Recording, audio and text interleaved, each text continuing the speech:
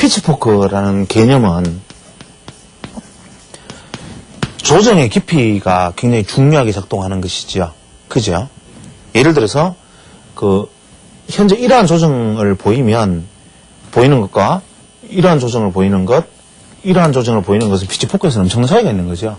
피치포크로 보면 이건 중심선이 이렇게 가는 거고, 이건 중심선이 이제 이렇게 오는 거고, 이것도 중심선이 지금 이렇게 오는 거잖아요. 그죠? 이건 다르단 말이에요. 그래서 쉽게 말하면 조정의 깊이가 지그재그의 형태로 가면 피치포크는 누워버리잖아요. 조정의 형태가 플랫으로 오면 피치포크는 사는데, 문제는 뭔가 하면은 조정이 옆으로 갔다가 가정을 하지요. 옆으로 길게. 혹은 추세적으로 이제 이렇게 길게 갔다가 가정을 합니다. 그러면 여기서는 어떤 형태가 벌어질 수 있느냐 하면 이렇게 폭이 넓어져 버린단 말이죠.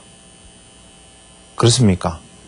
폭이 넓어지는 것은 뭐냐면 이 안에서 안으로 들어가기도 어렵지만, 그죠? 안으로 들어가기도 어렵지만 들어갔을 때 폭발력은 상당히 커지는 거지요. 그렇습니까? 그래서 우리가 보통 어떤 국면이 만약에 내게 주어진다고 가정하면, 예를 들면 이 상황입니다. 자, 이게 지금 주식 투자 오래 하신 분들 아니면 이해하기는 좀 어려울지 모르겠습니다. 예를 들어서 첫 번째 상승 파동에서 이런 밴드를 하나 이제 우리가 중심선에 뭐 이런 이제 포크 밴드를 하나 만들었다고 생각을 하지요. 시장이 어떻게 상승을 해서 이제 그 다음에 뭐 이러한 형태로 지금 상승을 했습니다. 그죠? 그래서 시장이 횡보를 하거나 혹은 지속적인 상승 패턴을 못 보여주고 옆으로 벗어나게 되면 어떻게 됩니까? 이 밴드를 이탈하는 거잖아요. 처음의 밴드를. 그죠? 그러면 뭡니까? 1파동과 3파동은 사실은 동일한 추세를 가지고 있었는데 나머지 파동에서는 급격한 변화율을 보여주게 됩니다.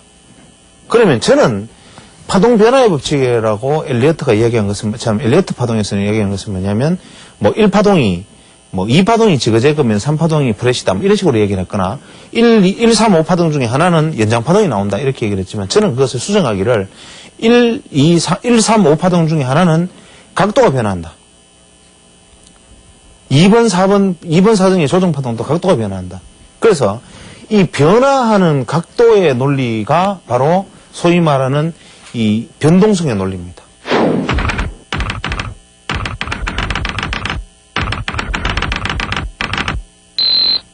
이런 상황에서는 이렇게 장기적으로 그냥 상승하는 볼린저 밴드 안에서 주가가 계속 지속적으로 그냥 이런 형태를 보여주게 된단 말이에요.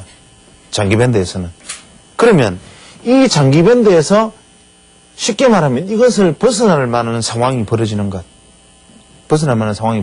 이것은 뭐냐면은 상대적으로 이제 이것이 이 전체로 왔던 이것이 아래쪽으로 변동성이, 이쪽이 밴드가 열릴 가능성이 열렸다는 것이죠.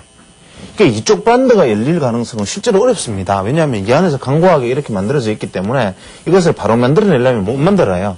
이게 위쪽 밴드는 어떻게 해야 되겠습니까? 올라가서 다시 당기면서 올려야 되는 거죠. 그래야 이 밴드가 열리니까 이럴 때 장기 상승하는 추세에서 이 변동성이 상방향으로 뚫린다는 건 굉장히 어려운 일입니다.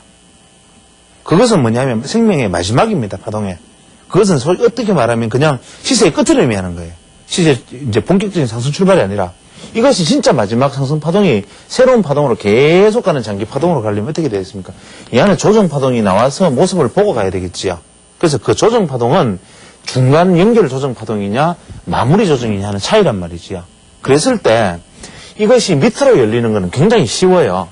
왜 밑으로 열리는 게 쉬우냐 하면 길들어져 있는 시세의 밴드는 이렇게 가 있기 때문에 이 밴드 안에서 이렇게 와다가 이쪽으로 열리는 것은 쉽게 열어버린단 말이에요. 그렇죠? 그러면 이쪽에 중심선만 위험해도 여기는 확 열리게 돼 있단 말이에요. 중심선만 연결해도. 그래서 각도가 이렇게 오는 주봉상의 파동에서 이 정도 오는 지점이 되면 이 아래쪽으로 확 열릴 가능성이 있다는 것은 염두에 두고 투자할 수가 있는 거예요. 정리를 해보죠.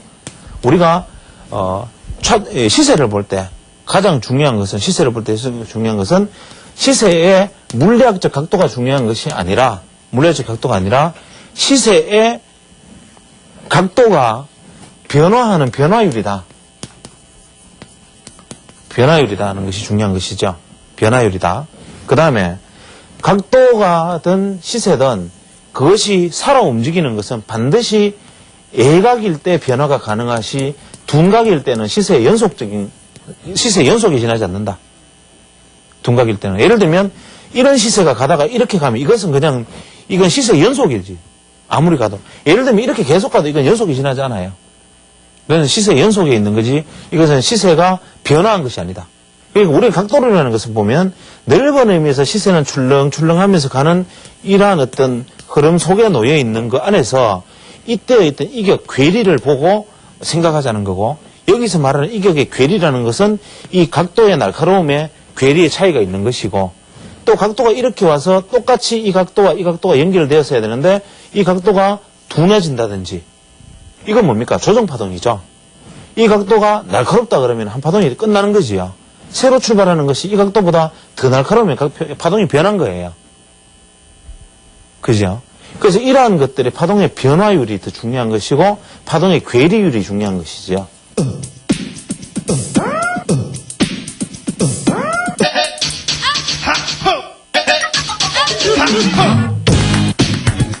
우리 주식시세에서 파동이다, 각도다, 뭐 이런 논리적으로 우리가 접근할 수 있는 부분들은 실제로는 주식이든 선물이든 특히 파생에서 더 중요한 것은 뭐냐면 변동성인데 이 변동성의 핵심은 각도가 변화하는 지점에 있다는 거죠. 그러니까 특히 각도가 변화한다는 느낌이 드는 그 순간 변화할 수 있다는 것은 뭐냐면은 변동성 확대의 지점에 도래해 있다 이 말입니다. 그러니까 변동성은 그 각도가 유지되는 안에서 변화가 되지 않아요. 그러니까 변동성이라는 것은 아무리 시세가 계속 오르고 계속 떨어지고 안에서 출렁출렁 해봐야 그 전체 피치포크의 범위 안에 들어있을 때 변동성의 변화는 안 나타납니다. 어떤 각도에서는 피치포크 밴드가 넓잖아요. 횡보 시세로 횡보로 조정을 해버리면 피치포크 밴드가 넓고 지그재그를 하면은 피치포크 밴드가 좁아요. 무슨 말인지 아시겠죠?